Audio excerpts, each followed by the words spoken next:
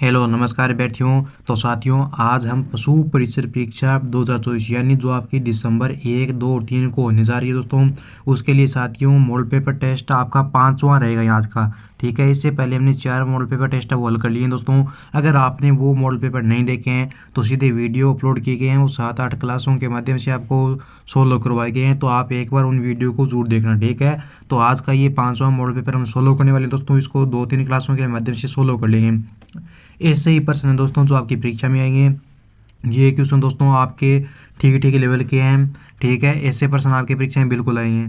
तो देखिए, इस क्लास का शुभारंभ करते हैं। अगर पहली बार आप विजिट करें इस यूट्यूब चैनल पर तो इसको एक बार सब्सक्राइब करके बेल आइकन घंटी को ऑन कर लेना। देखिए मित्रों, पहला क्वेश्चन जो आपका दिया गया है 5 नंबर मॉडल पेपर का, वो आपसे पूछा गया है। देखिए कि संयुक्त राजस्थान का उद्घाटन किसके द्वारा किया गया था। बहुत ही प्यारा क्वेश्चन है। वो ऑप्शन आपके सामने दिए गए हैं। देखिए, नरहरि विष्णु गोडेल ने किया, के एम मुंशी ने किया, या पंडित जवाहरलाल नेहरू, या फिर माणिक्यलाल बर्मा ने। मेरे सारे के सारे बच्चे नीचे कमेंट कर देंगे दोस्तों कि संयुक्त राजस्थान का उद्घाटन किसके द्वारा किया गया था। गुरुजी, संयुक्त राजस्थान संघ का जो उद्घाटन है ये किया गया था पंडित जवाहरलाल नेहरू के द्वारा। बिल्कुल प्यारे दोस्तों, आपका सही आंसर हो जाएगा सी नंबर ऑप्शन। 28 मार्च 1948 को आपका मेवाड़ का महाराणा भूपाल सिंह था दोस्तों। इसने क्या किया, औपचारिक रूप से मेवाड़ के संयुक्त राज्य में विलय की स्वीकृति प्रदान की। और ध्यान में रहे कि उस टाइम वहाँ का प्रधानमंत्री कौन था, तो माणिक्यलाल वर्मा को संयुक्त राजस्थान का प्रधानमंत्री बनाया गया था। ये भी आपको ध्यान में रखना है। ठीक है, और इसका उद्घाटन किया आपके पंडित जवाहरलाल नेहरू ने, उदयपुर में किया था। चलो अगला प्रश्न देखते हैं।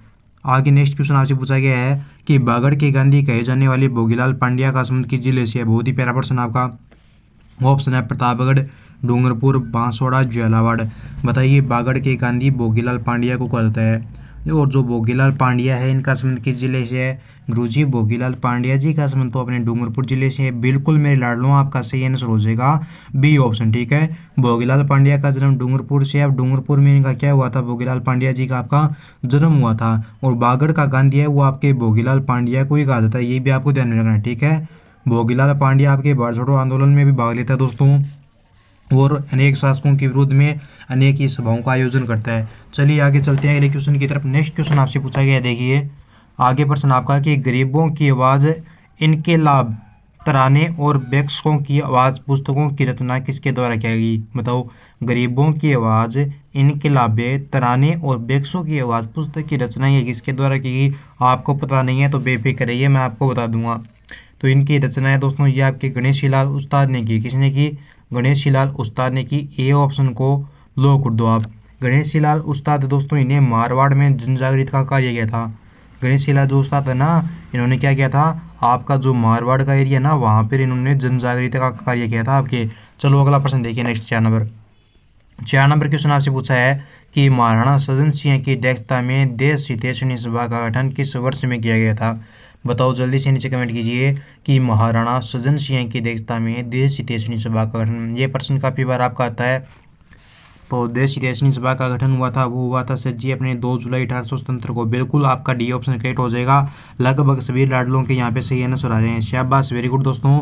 2 जुलाई 1877 को आपके उदयपुर में देश हितैषणी सभा का गठन किया गया। कहाँ पे हुआ, उदयपुर में ये गठन हुआ था। ये ध्यान में रखना, अगर आपको पता नहीं है तो मैं आपको बता दूं कि इसका गठन वो आपके उदयपुर में हुआ था दोस्तों।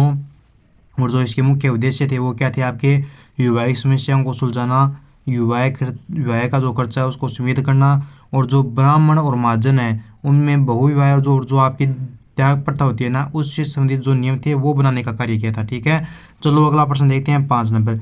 नेक्स्ट हमारा 5 नंबर क्वेश्चन पूछा है कि मेवाड़ पुकार संबंधित है।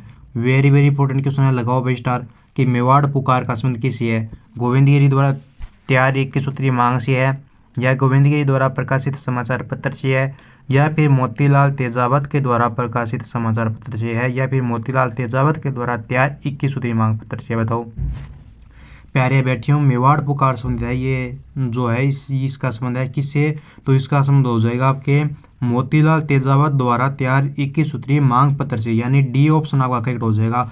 और लगभग सभी बच्चे क्या करें, डी ऑप्शन को लो करें, स्टार मार्क करना। प्रश्न आपका वेरी वेरी इंपॉर्टेंट है। आगे चलिए नेक्स्ट क्वेश्चन देखते हैं 6 नंबर। आगे का प्रश्न आपसे पूछा है। देखिए कि जेंटलमैन एग्रीमेंट का समझौता हुआ, ये भी इंपॉर्टेंट है, लगाओ इसको भी स्टार लगाओ। जेंटलमैन एग्रीमेंट है, इसका समझौता हुआ हीरालाल शास्त्री और जमनालाल बजाज के मध्य हुआ। या फिर मिर्जा इस्माइल और जमनालाल बजाज, या फिर मिर्जा इस्माइल और हीरालाल शास्त्री। बताओ हीरालाल शास्त्री है या फिर रामकरण जोशी है। जेंटलमैन एग्रीमेंट का समझौता हुआ, गुरुजी जेंटलमैन एग्रीमेंट का समझौता हुआ मिर्जा इस्माइल और हीरालाल शास्त्री के मध्य। बिल्कुल मेरे लाडले, आपका करेक्ट आंसर हो जाएगा सी ऑप्शन। चलिए दोस्तों आगे बढ़ते हैं अगले क्वेश्चन की तरफ। नेक्स्ट जो आपसे क्वेश्चन पूछा है वो पूछा है कि कोटा प्रजामंडल के संस्थापक अभिन्न हरि कहाँ के निवासी हैं। लालसोट के हैं, मांगरोल, महुआ या फिर रामगंज मंडी। बताओ कोटा प्रजामंडल का संस्थापक अभिन्न हरि कहाँ के निवासी है। ये आपका निवासी हो जाएंगे भैया आपके मांगरोल के हो जाएंगे। बी को लो कर दो। शाबाश बच्चों, आपका करेक्ट आंसर है। ठीक है, कुछ सी को लो करें लेकिन सी नहीं होगा, ऑप्शन बी आपका करेक्ट माना जाएगा। चलिए आगे चलते हैं दोस्तों। अगला क्वेश्चन आपसे पूछा है कि निम्नलिखित में से किस प्रजामंडल की स्थापना रेवाड़ी में की गई। ऐसा प्रजामंडल जिसकी स्थापना आपके रेवाड़ी में की गई कौन सा था। सिरोही प्रजामंडल था, जैसलमेर प्रजामंडल है, बीकानेर है या फिर भरतपुर प्रजामंडल है। बताओ ऐसा प्रजामंडल जिसकी स्थापना आपके रेवाड़ी में की गई थी। सर जी ऐसा प्रजामंडल तो हमारा हो जाएगा, कौन सा होगा, भरतपुर प्रजामंडल होगा। बिल्कुल बच्चों, आपका भरतपुर प्रजामंडल है, इसकी स्थापना आपके कहाँ पे हुई, रेवाड़ी में की गई। कहाँ पे हुई, रेवाड़ी में की गई थी। ध्यान में रखना कहाँ पे की गई, रेवाड़ी में की गई। प्रश्न मजेदार है। आगे जो प्रश्न पूछा है वो आपका इससे भी इम्पोर्टेंट और महत्वपूर्ण है। देखिए इस मॉडल पेपर के जो प्रश्न है ना वो सारे के सारे आपके इम्पोर्टेंट है। और आज के इस मॉडल पेपर से दोस्तों आपके 4 से लेकर 5 क्वेश्चन है वो एग्जाम में हूबहू आपको छपेंगे। तो बताओ कि रूप जी और कृपा जी धाकड़ का संबंध है वो किस किसान आंदोलन से है। बेगू से है, शेखावाटी, भरतपुर या अलवर से। आपने अगर बेगू किसान आंदोलन पढ़ा है तो आपको याद आया होगा कि बेगू किसान आंदोलन का नेतृत्वकर्ता कौन था। सर जी बेगू किसान आंदोलन का नेतृत्व तो अपने राम नारायण चौधरी ने किया। किसने किया, राम नारायण चौधरी ने किया था। बिल्कुल कब किया, सन 1921 में किया। सर जी बिल्कुल सन 1921 में किया बच्चे। तो इस आंदोलन की शिकायतों की जांच के लिए एक आपके टेस्ट आयोग का गठन किया गया। और प्रश्न आता आपका दोस्तों कि बेगू किसान आंदोलन में जो टेस्ट आयोग का गठन हुआ था वो कब हुआ, या फिर टेस्ट आयोग का गठन किस आंदोलन में हुआ। तो बेगू में हुआ, और हुआ कब, तो दोस्तों ये हुआ था आपके सन 1923 में। ठीक है, जो 3-4 क्वेश्चन ये मैंने बताए हैं ये आपके इंपॉर्टेंट है। और रूप जी और कृपा जी धाकड़ जो मारे गए थे वो आपके बेगू किसान आंदोलन में मारे गए। ऑप्शन ए आपका करेक्ट हो जाएगा। चलो आगे चलते हैं, नेक्स्ट क्वेश्चन देखिए। आगे प्रश्न आपसे पूछा है कि 1857 की क्रांति के समय सिरोही का पॉलिटिकल एजेंट कौन था भाई। चलिए दोस्तों नीचे कमेंट कीजिए कि 1857 की क्रांति के समय सिरोही का पॉलिटिकल एजेंट कौन था। मेजर सोवर्स है, मैकमोहन है, जेडी हॉल है या फिर मेजर निक्सन है, कौन है भाई। 1857 की क्रांति के समय सिरोही का पॉलिटिकल एजेंट था। सर जी 1857 की क्रांति के समय तो सिरोही का पॉलिटिकल एजेंट आपके जेडी हॉल था। बिल्कुल वे जेडी हॉल हो जाएगा, आपका सी ऑप्शन को लो करो। ठीक है, जेडी हॉल। कोटा का कौन था भाई। अब देखो इसके जो आपके पॉलिटिकल एजेंट है वो मैं सभी आपको याद कराता हूँ। देखो कैसे कोटा और कोटा, कैसे कोटा, कैसे कोट। कोट में क्या लगे होते हैं, कोट में लगे होते हैं अपने क्या दोस्तों, बटन लगे होते हैं। कोट में क्या लगे होते हैं, बटन लगे होते हैं। तो मेजर बटन हो जाएगा कोटा का। जोधपुर में क्या हो जाएगा, जोधपुर, जोधपुर में क्या हो जाएगा, जोधपुर में आपका मैकमोहन हो जाएगा। सर जी अब इस मैकमोहन को हम कैसे याद करें। तो देख भाई मेरे, मैकमोहन को याद करना है तो क्या करना पड़ेगा आपको, जोधपुर मैकमोहन, जोधपुर मैकमोहन ऐसे सीधा याद करना पड़ेगा भाई, कोई ट्रिक नहीं इसकी। भरतपुर का तो आपको पता ही है, मॉरिसन है। उदयपुर का मेजर सोर्स है और सिरोही का जेडी हॉल है, जयपुर का इलेना। ठीक है, चलो आगे। जगन्नाथ राय प्रशस्ति की रचना किसके द्वारा की गई। बालादित्य के द्वारा, रणछोड़ भट्ट के द्वारा, गुणभद्र के द्वारा, कृष्ण भट्ट लक्ष्मीनाथ के द्वारा। चलिए बेटे जल्दी से नीचे कमेंट कीजिए, सारे के सारे अभी बैठे नीचे कमेंट करेंगे कि जगन्नाथ राय प्रशस्ति है इसकी रचना किसके द्वारा की गई।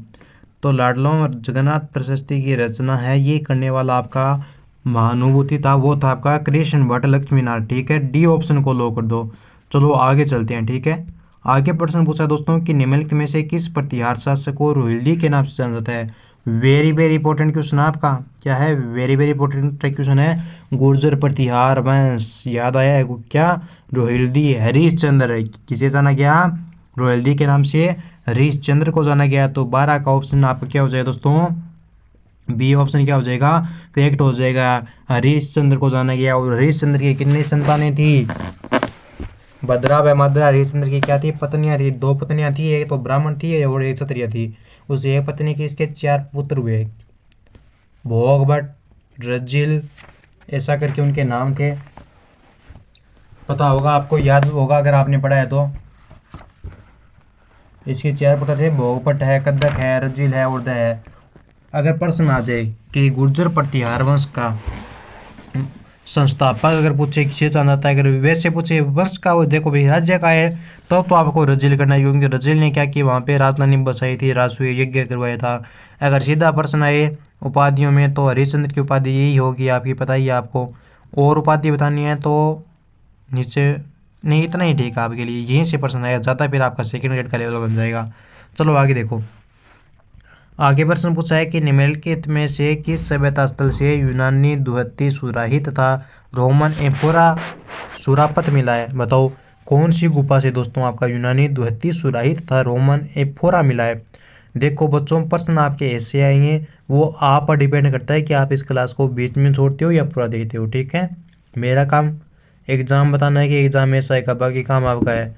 तो 13 का क्वेश्चन ए ऑप्शन आपका करेक्ट हो जाएगा, बीन मार से बताइए, एक को लो करो भाई। नेक्स्ट क्वेश्चन आपसे पूछा है कि मदन और बालक किसके योग्य सेनापति थे? मदन और बालक है, ये किसके सेनापति थे?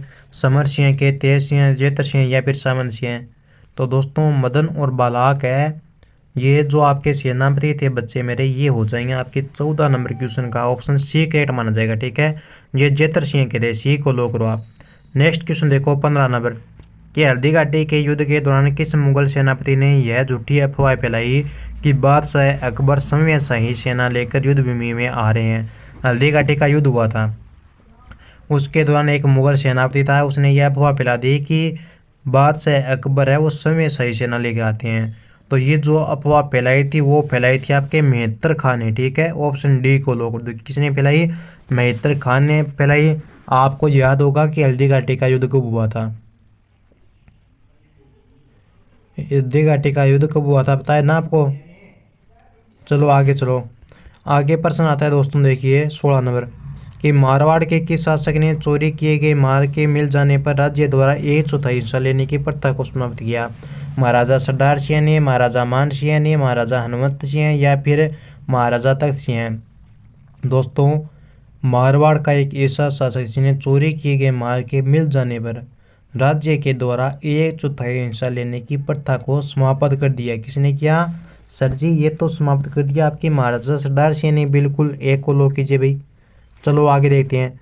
अगला नेक्स्ट हमारा क्वेश्चन है 17 नंबर, कि मेवाड़ के किस शासक के शासनकाल में दिल्ली के सुल्तान गयासुद्दीन बलबन ने ऐश पर आक्रमण किया? राणा हमीर, तेज सिंह, समर सिंह या जेतर सिंह? बताओ मेरे बच्चों कि मेवाड़ के किस शासक के शासनकाल में दिल्ली के सुल्तान गयासुद्दीन बलबन ने ऐश पर आक्रमण किया? तो ऐश पर आक्रमण भाई मेरे किसने किया? ये किया आपके तेज यानी 17 का बी ऑप्शन आपका करेक्ट हो जाएगा, बी को लो कीजिए। अगला प्रश्न आपका 18 नंबर, कि काम, प्रबोध और श्राद्ध प्रयोग निम्नलिखित में से किस शासक की रचना है? दोस्तों काम, प्रबोध और प्रयोग निम्नलिखित में से किस शासक की रचना है भैया आपके? 18 का कौन सा ऑप्शन आपका करेक्ट माना जाएगा?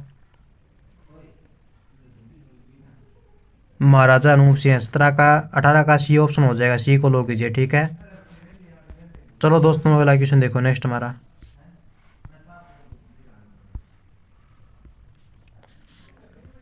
किस कछुआ शासक ने दोस्तों नाहरगढ़ दुर्ग में अपनी 9 पासवानों के लिए एक जैसे 9 महलों का निर्माण करवाया? काफी इंपॉर्टेंट प्रश्न है। तो ये करवाया था आपके भाई सवाई माधो सिंह द्वितीय ने, सी ऑप्शन को लो कर दो। चलिए बच्चों नेक्स्ट क्वेश्चन आज का हमारा इस क्लास का अंतिम, कि जालौर के चौहान शासकों के बारे में निम्नलिखित में से किस कौन सा कालानुक्रम है की दृष्टि से सही है? बताओ। जालौर का चौहान वंश है, कालानुक्रम बताना आप आना है कि कौन सा है, तो ये हो जाएंगे कीर्तिपाल, समर सिंह, उदय सिंह और सचिन देव। ठीक है, बी ऑप्शन आपका क्या? जालौर के चौहान, बी ऑप्शन को करेक्ट कर दो भाई, क्या कर दो? बी ऑप्शन को आप करेक्ट कर दो, कीर्तिपाल, समर सिंह, उदय सिंह और सचिन। अब आपको व्हाट्सएप ग्रुप में ज्वाइन होना है दोस्तों, तो आपको 905700 1547 इन नंबरों पर आपको मैसेज करना पड़ेगा और मैं आपको क्या कर दूंगा, व्हाट्सएप ग्रुप में ज्वाइन कर दूंगा। ठीक है, तो चलिए दोस्तों मिलते हैं नेक्स्ट वीडियो में, तब तक खुश रहिए, मस्त रहिए। जय हिंद, जय भारत।